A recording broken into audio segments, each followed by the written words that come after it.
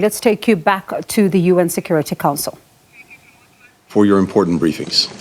Mr. Secretary General, we're grateful for your leadership in this incredibly challenging time, particularly in helping get humanitarian aid to civilians in Gaza.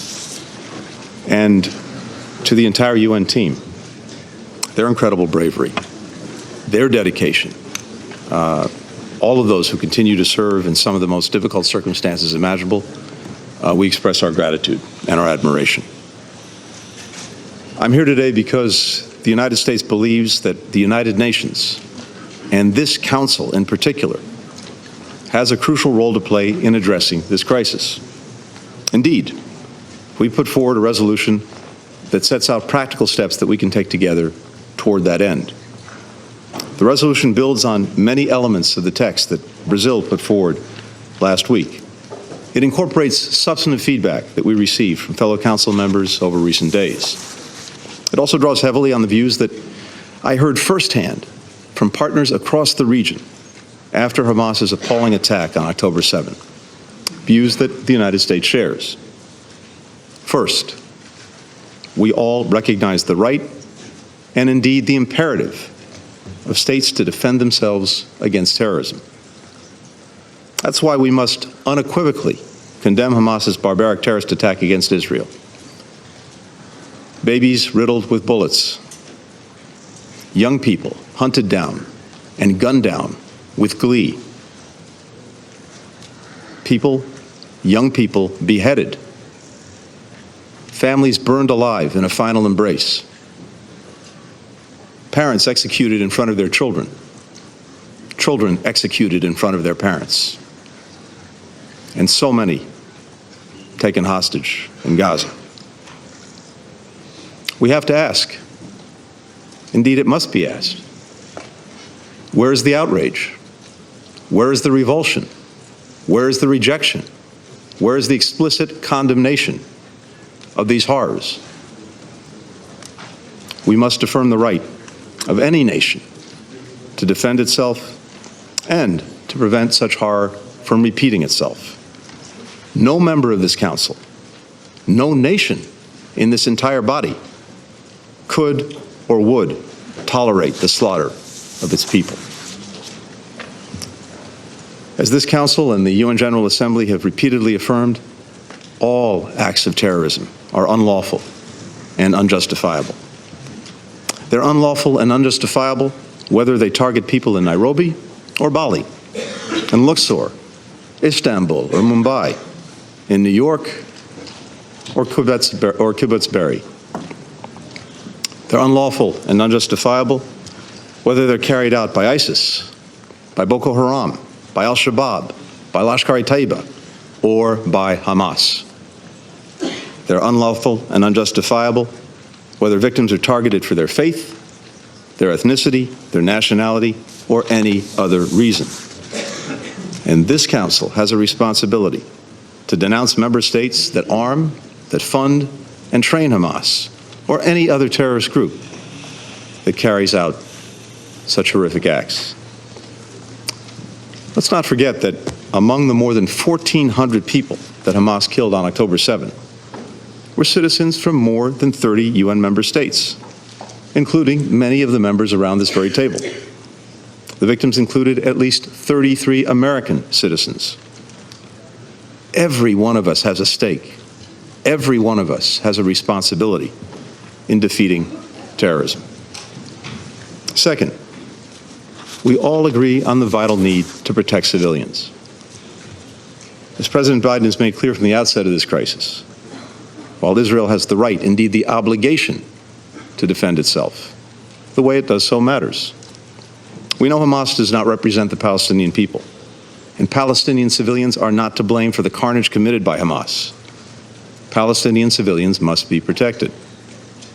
That means Hamas must cease using them as human shields. It's hard to think of an act of greater cynicism. It means Israel must take all possible precautions to avoid harm to civilians.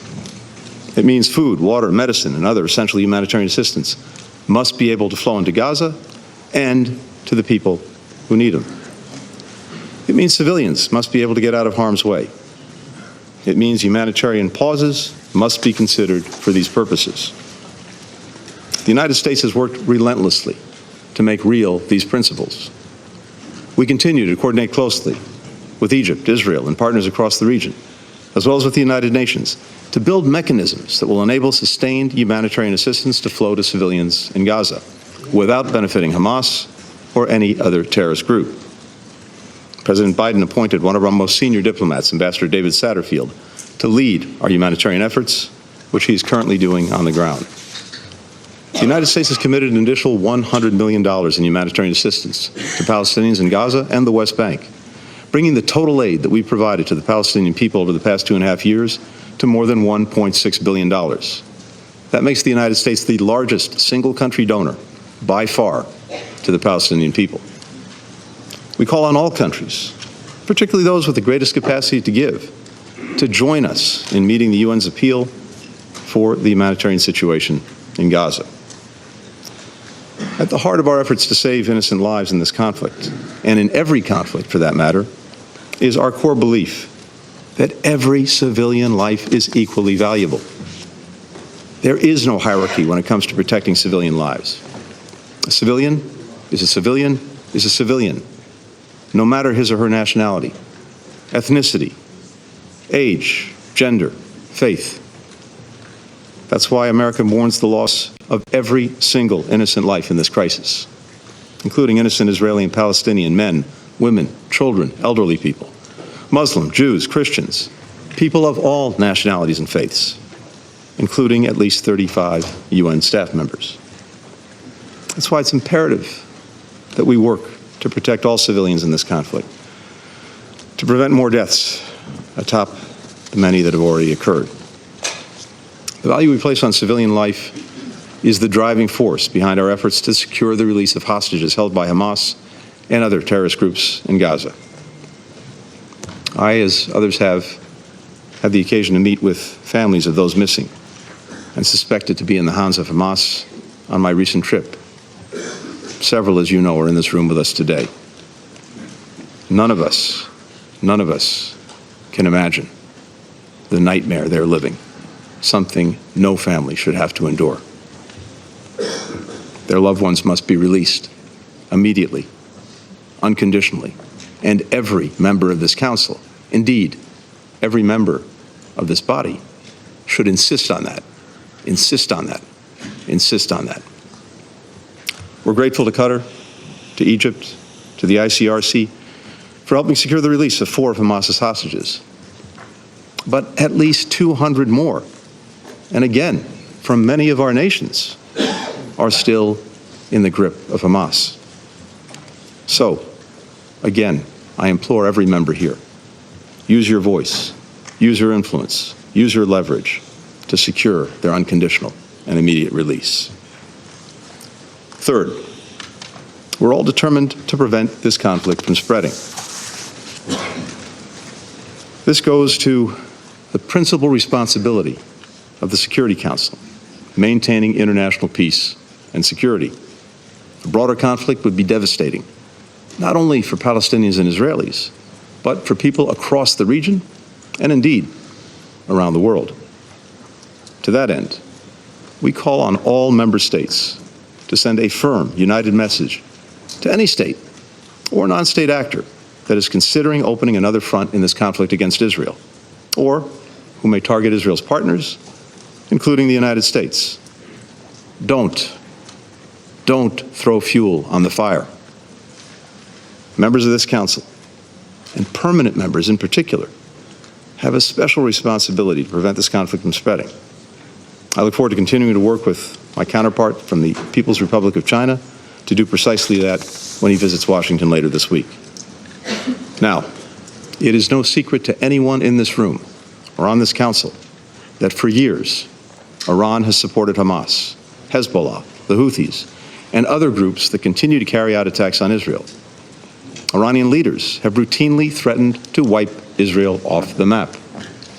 In recent weeks, Iran's proxies have repeatedly attacked U.S. personnel in Iraq and Syria, whose mission is to prevent ISIS from renewing its rampage. So, let me say this before this council And let me say what we've consistently said to Iranian officials through other channels. The United States does not seek conflict with Iran. We do not want this war to widen. But if Iran or its proxies attack U.S. personnel anywhere, make no mistake, we will defend our people, we will defend our security swiftly and decisively. To all the members of this council, if you, like the United States, want to prevent this conflict from spreading, tell Iran, tell its proxies, in public, in private, through every means, do not open another front against Israel in this conflict. Do not attack Israel's partners. And we urge members to go a step further. Make clear that if Iran or its proxies widen this conflict and put more civilians at risk, you will hold them accountable. Act as if the security and stability of the entire region and beyond is on the line, because it is. Fourth and finally, even as we address this immediate crisis, we all agree that we must redouble our collective efforts to build an enduring political solution to the conflict between Israelis and Palestinians. The only road to lasting peace and security in the region, the only way to break out of this horrific cycle of violence, is through two states for two peoples. As President Biden has underscored from day one, Palestinians deserve equal measures of security, of freedom, of justice, of opportunity, of dignity. And Palestinians have a right to self-determination and a status of their own. Now, we have no illusions about how hard it will be to achieve a two-state solution. But as President Biden has said, we cannot give up on peace. Indeed, it's precisely in the darkest moments, like this one, that we have to fight the hardest to preserve an alternative path, to show people making it real, improving their lives in tangible ways is possible. Indeed, it's necessary. We've heard many countries express support in recent weeks for a durable political solution.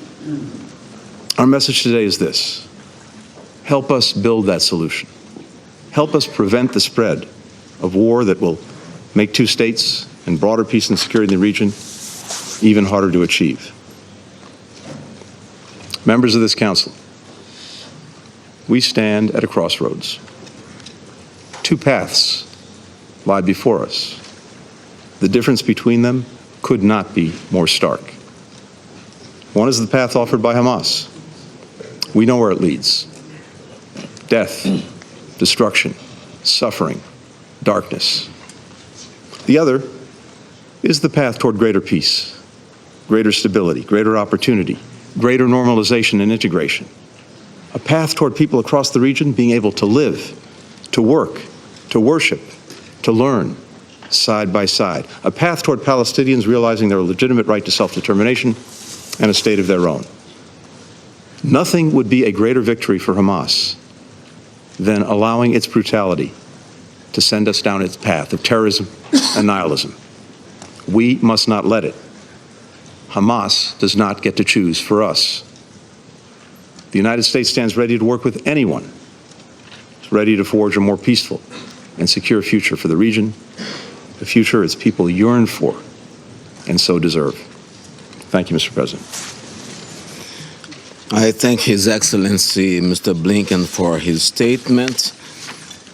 Now I give the floor to Her Excellency Mrs. Catherine Colonna, Minister. And that is the U.S. Secretary of State, Antony Blinken, making his statement there and not leaving out Iran. This is, of course, something that they've been saying, listening to President Joe Biden as well, talking about how Iran mustn't attack Israel's partners, and every partner, as he says, around the world must act as if the entire stability of the region is on the line, because it is, and that is some of what he said. Someone's got to, keep a laundry list of all the, the challenges and almost, the warnings that have been put forward in this UN Security Council. He doesn't want the war to widen, is what they say, with respect to Iran.